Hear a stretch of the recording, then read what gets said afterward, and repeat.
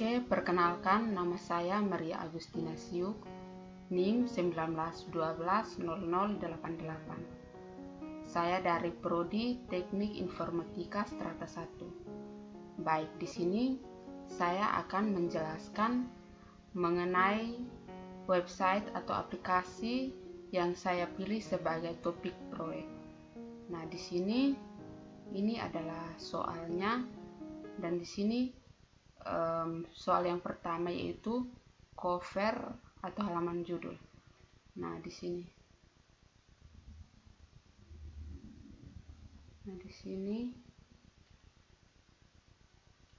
Yang pertama ini covernya, dan yang kedua itu ini kata pengantar.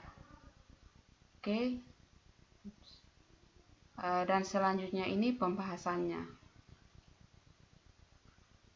Oke, pembahasannya ini yang pertama itu menjelaskan mengenai website atau aplikasi yang dipilih sebagai topik proyek.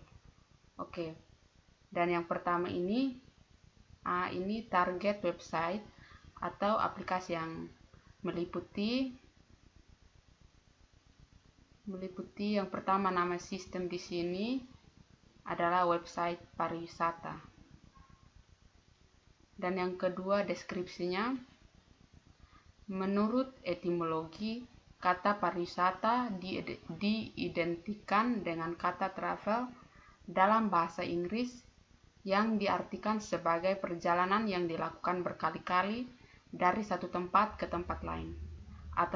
Atas dasar itu, dengan melihat situasi dan kondisi saat ini, pariwisata dapat diartikan sebagai suatu perjalanan terencana yang dilakukan secara individu atau kelompok dari satu tempat ke tempat lain dengan tujuan untuk mendapatkan kepuasan dan kesenangan.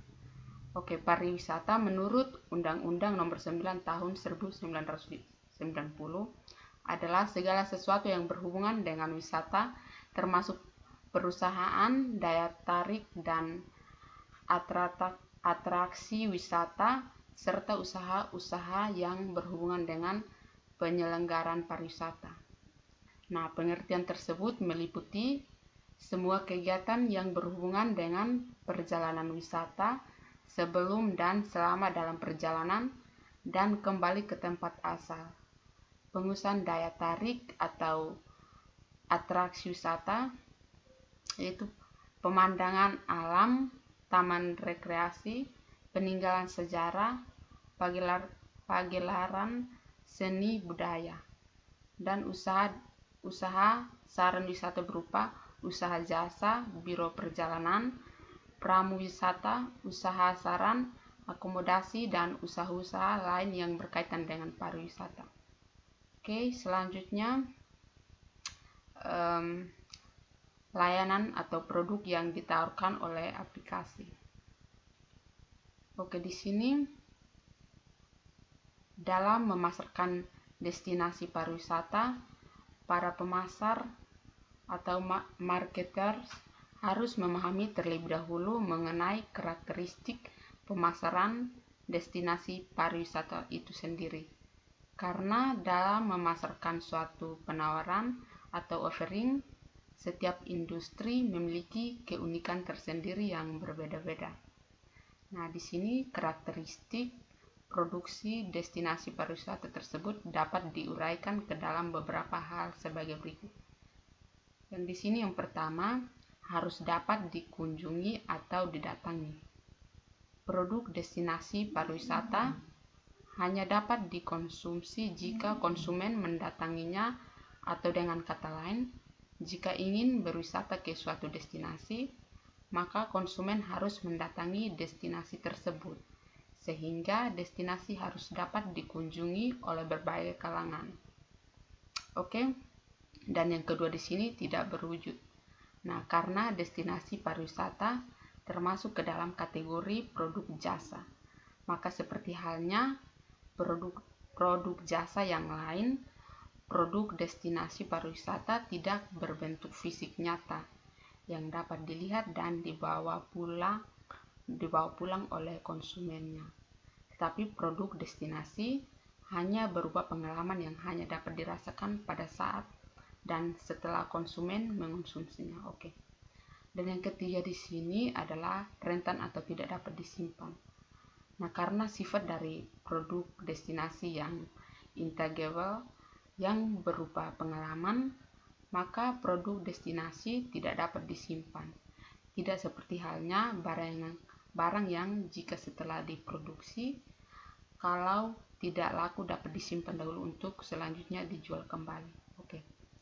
Dan selanjutnya tidak dapat dipisahkan.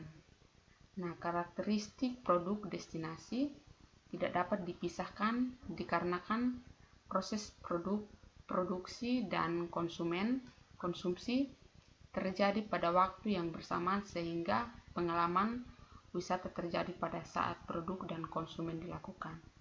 Oke, dan selanjutnya ini berbeda-beda. Nah, di sini karena sifat tidak berwujud dan tidak dapat dipisahkan, maka produk destinasi pariwisata yang dihasilkan tidak akan pernah sama atau identik. Yang berikut tidak tunggal. Nah, produk destinasi pariwisata bukan dihasilkan oleh satu penyedia produk yang tunggal, tetapi dihasilkan oleh para pemain kunci atau key player, seperti diantaranya pengusaha, penyedia jasa, masyarakat setempat, serta pemerintah. Nah, dan selanjutnya saling melengkapi. Produk destinasi pariwisata terdiri dari berbagai produk tunggal yang saling melengkapi yang tidak dapat dihasilkan oleh satu penyedia tunggal. Dan yang terakhir di sini adalah biaya tetap yang tinggi. Untuk menyediakan komponen-komponen tetap seperti atraksi, akses, dan fasilitas-fasilitas memerlukan biaya investasi yang cukup tinggi. Oke, dan yang berikut di sini adalah fitur-fitur utama aplikasi. Nah, di sini fitur-fitur yang digunakan dalam website pariwisata ini yang pertama, daftar paket wisata. Nah, fitur yang wajib ada dalam sebuah website bisnis perjalanan wisata atau travel agent adalah daftar paket wisata yang ditawarkan. Oke, dan yang kedua di sini adalah waktu keberangkatan. Nah, di sini zaman yang membuat persaingan penyediaan jasa travel yang semakin sengit ini menampilkan website yang menarik akan memberikan pengaruh positif terhadap omset pemasukan. Nah, dan fitur yang berikutnya di sini adalah pencarian tiket. Nah, fitur yang wajib ada dalam website wisata selanjutnya adalah pencarian tiket. Nah, pada fitur ini beberapa konten harus ada, antara lain jenis tiket apa yang diperlukan dan siapa saja penumpangnya yang berhubungan dengan usia dan tentu saja tujuan lokasi yang diinginkan. Dan yang terakhir di sini adalah fasilitas yang diberikan.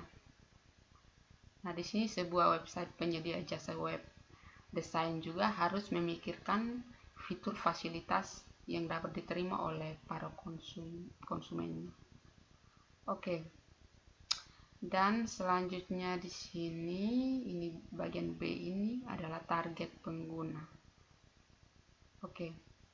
Di sini kita dapat menjelaskan mengenai karakteristiknya. Nah, target pengguna. Nah, di sini yang pertama, kebutuhan untuk memuaskan semua pihak. Pengelola destinasi memiliki berbagai konstituen atau pemangku kepentingan yang harus dilayani, mulai dari departemen-departemen dalam pemerintahan sampai berbagai pihak dalam industri. Oke, dan yang kedua di sini, kebutuhan untuk membangun konsensus antar pemangku kepentingan.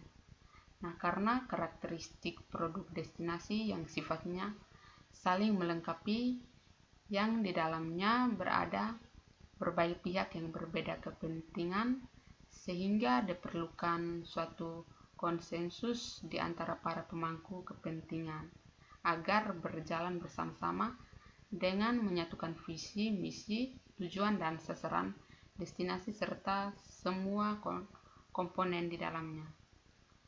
Nah, dan target yang berikut yaitu kebutuhan untuk peka terhadap kepentingan penduduk lokasi. Dan yang berikutnya di sini adalah kebutuhan untuk menunjukkan dampak ekonomi secara makro. Nah, destinasi pariwisata sebagian besar dikelola oleh sektor publik atau pemerintah, sehingga tidak seperti swasta yang kinerjanya dapat diukur melalui tingkat keuntungannya. Nah, yang terakhir di sini adalah sulit dalam mengukur kinerja. Nah, untuk pengelola destinasi pariwisata tidak memiliki gambaran terhadap nilai atau jumlah penjualan. Oke, nah di sini soal yang berikut bagian C ini konteks penggunaan aplikasi. Nah, di sini untuk konteksnya itu perkembangan pariwisata Indonesia semakin menunjukkan peningkatan yang signifikan. Nah, hal ini dibuktikan dengan meningkatnya jumlah kunjungan wisatawan mancanegara ke beberapa lokasi wisata di Indonesia. Namun, kenaikan jumlah wisatawan baik domestik maupun mancanegara hanya berkisar pada beberapa destinasi wisata Indonesia seperti Bali, Lombok, dan Yogyakarta. Oke. Di sini hal ini disebabkan karena potensi wisata di Indonesia yang sangat indah dan menarik belum dipasarkan secara optimal dikarenakan minimnya media informasi yang mampu mengangkat potensi wisata suatu daerah di Indonesia. Untuk itu diperlukan suatu upaya di diplomasi budaya khususnya di sektor pariwisata dan promosi citra Indonesia melalui internet dalam bentuk layanan web service. Oke. Di sini soal yang kedua yaitu judul usulan topik. Nah, yang bagian A ini judul aplikasinya yang dibuat ini. Di sini adalah judulnya website pariwisata. Nah, untuk latar belakangnya yang pertama di sini adalah identifikasi mengenai masalah yang ada di website. Oke. Di sini identifikasi masalah dari latar belakang di atas maka dapat diidentifikasi menjadi beberapa masalah sebagai berikut. Yang pertama itu masih sulitnya mendapatkan informasi yang akurat tentang objek wisata. Oke, yang kedua masih sedikit aplikasi yang memberikan informasi bagi wisatawan atau turis yang ingin mengetahui tempat pariwisata. Nah, untuk solusi untuk identifikasi masalah yang berisi berbagai masalah yang sudah dikenali dan akan diberikan yaitu melalui fungsi dan aplikasi yang akan dibuat. Oke. Dan selanjutnya di sini kita menjelaskan mengenai kondisi sistem saat ini. Oke, di sini menjelaskan mengenai kondisi saat ini yaitu membuat aplikasi interaksi untuk memfasilitasi pengguna dalam mencari lokasi wisata dengan platform Android. Ruang lingkup dari penulisan ini adalah aplikasi ini dibuat untuk menginformasikan objek wisata dengan ditujukan khusus untuk wisatawan atau turis. Dalam laporan ini memfokuskan pembuatan aplikasi untuk Android. Maka dari itu, batasan masalah dari hal ini adalah sebagai berikut. Yang pertama itu ruang lingkup perancangan sistem ini menggunakan platform Android, dan kedua itu aplikasi ini dijalankan oleh seorang administrator dari pihak pariwisata yang mempunyai hak akses penuh dalam pengelolaannya, sedangkan user itu sebagai pengguna. Oke, dan soal bagian ketiga itu task analisis. Nah, untuk task analisis ini yang pertama itu perkembangan e-commerce telah membawa perubahan terhadap strategi pemasaran pariwisata di berbagai negara, termasuk Indonesia. Nah, pengguna e-commerce pada industri pariwisata dikenal dengan terminologi e-turis. Pemerintah telah menggelontorkan sejumlah dana yang cukup besar untuk mengembangkan e-turis. Oke, melalui metode observasi, penelitian ini ingin melihat pemanfaatan e-turis sebagai media promosi pariwisata di Indonesia. Nah, dan untuk hasil penelitian menunjukkan bahwa persebaran jumlah situs pariwisata berdasarkan provinsi belum merata. Dan penelitian ini juga menunjukkan adanya korelasi yang tinggi antara jumlah situs dengan jumlah kedatangan wisatawan ke suatu provinsi. Oke. Dan dari analisis hasil kuesioner, pengguna internet menilai aspek responsiveness dan intensity perlu ditingkatkan, sementara faktor biaya layanan internet dan keahlian menggunakan internet bukan lagi menjadi hambatan yang berarti dalam mengakses situs pariwisata. Oke, dan soal yang keempat ini yaitu skenario dan storyboard. Oke, untuk skenario-nya ini dengan perkembangan teknologi, informasi, dan komunikasi yang pesat, internet telah menjadi media yang sangat dibutuhkan masyarakat sebagai media untuk memperoleh atau bertukar informasi, terutama untuk informasi antar belahan dunia tanpa terhalang jarak, waktu, dan tempat. Nah, jaringan internet semakin luas dengan cepat sehingga sangat mudah untuk digunakan di mana saja serta cepat dan akurat. Oke. Demikian pula dalam sektor pariwisata yang merupakan salah satu sektor potensial di Indonesia. Hal ini cukup riskan di tengah perkembangan teknologi yang sangat pesat. Dan karena itu, sudah saatnya sistem pengelolaan informasi manual ini diganti dengan sistem pengelolaan informasi mengenai teknologi. Nah, dan yang berikut ini untuk storyboardnya. Storyboard di sini untuk pengertiannya sendiri yaitu sketsa atau gambar yang disusun berurutan sesuai dengan naskah dan jalan cerita. Dalam menyampaikan ide dan jalan cerita pada umumnya menggunakan storyboard agar audiens yang melihat lebih mudah memahami informasi yang akan disampaikan. Karena storyboard gambaran kasar seseorang mengikuti ilustrasi gambar yang disampaikan sehingga menjadi persepsi yang sama dengan ide dan jalan cerita.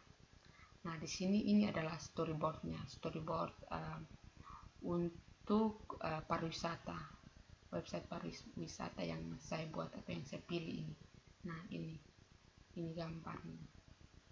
Oke, dan yang berikut ini adalah kesimpulan. Nah, kesimpulannya di sini, kesimpulannya ini yaitu dengan adanya pembangunan sistem informasi promosi pariwisata berbasis web ini diharapkan dapat membantu mempromosikan objek wisata dan berguna untuk membantu pengunjung ataupun wisatawan untuk mencari informasi wisata dan hotel. Nah, untuk sarannya yaitu agar sistem informasi pariwisata dapat berjalan lebih baik, maka di sini ada dua sarannya, yaitu yang pertama, sistem informasi ini diharapkan kedepannya memiliki tampilan website yang lebih menarik atau dan partnership dengan travel setempat, akses booking dan hotel. Nah, untuk kedua ini, untuk kedepannya juga diharapkan sistem informasi ini melakukan penambahan bahasa asing dan fasilitas forum wisatawan. Oke, dan yang terakhir di sini adalah daftar pustaka. Nah, di sini adalah yang terakhir ini daftar pustaka.